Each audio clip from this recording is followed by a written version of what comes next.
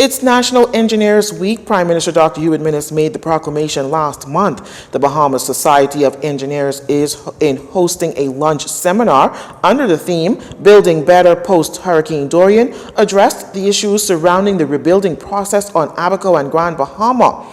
Craig Delancey, Building Control Officer in the Ministry of Works, kicked off the discussions, providing details from his outlook during his visit to both Grand Bahama and Abaco with members of the Building Control Division, along with a team of private architects, engineers, and contractors who inspected buildings damaged throughout various communities. Many of the buildings that were damaged or completely destroyed were buildings that did not comply with the code. We know that on the family islands, some areas that are more remote than others, there tend to be less enforcement. And from our inspections, looking at some of the buildings, we saw where basic building components were not meeting the code. And so that is one of the major items that we recognize. And also, a lot of the buildings that were destroyed were old buildings. Mr. Delancey says that code enforcing is important in moving forward and acknowledged that there are areas in the building codes that can improve. As climate change is on the rise, Mr. Delancey feels Bahamians have to be mindful of how we construct our homes. We need to look at other areas such as renewable energy, energy conservation.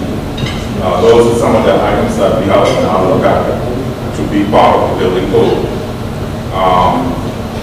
And another area I think that is even more important is whether we look at our code from a performance-based code or prescriptive-based code. Director of Public Works Melanie Roach says Hurricane Dorian was a teachable moment for the country and highlighted steps with construction practices. Hazard and flood mapping. We're trying to see how we can get that done. It's not a cheap exercise, but we need to have that done for every island, inhabited island in the Bahamas, because you need to know where you stand if a particular hurricane is heading your way. You need to know whether you are in a relatively safe zone or whether you need to be evacuated. Whether, if you haven't built in a particular area, whether or not you should build there, and then how you build.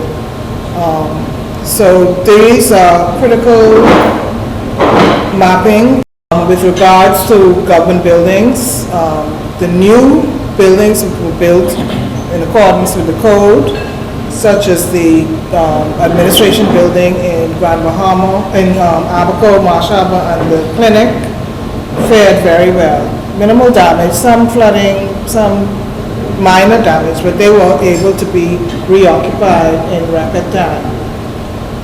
So that is the type of construction that we're going to be doing going forward. Very robust construction.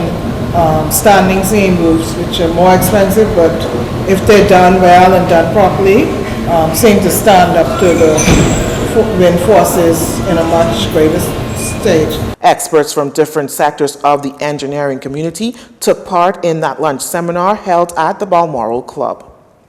And a huge thank you to high school students of Barbados who rose to the occasion post-Hurricane Dorian and raised funds to assist Bahamian students of Abaco and Grand Bahama who were displaced by the storm. That thank you came by way of Prime Minister Dr. Hubert Minnis while at the opening of the 31st Intersessional CARICOM Heads of Government meeting. Students of various high schools in Barbados attended the opening, where the Prime Minister, in expressing gratitude to the entire Caribbean community, especially thanked those high school students who got together regularly and raised money that was sent to the Bahamas.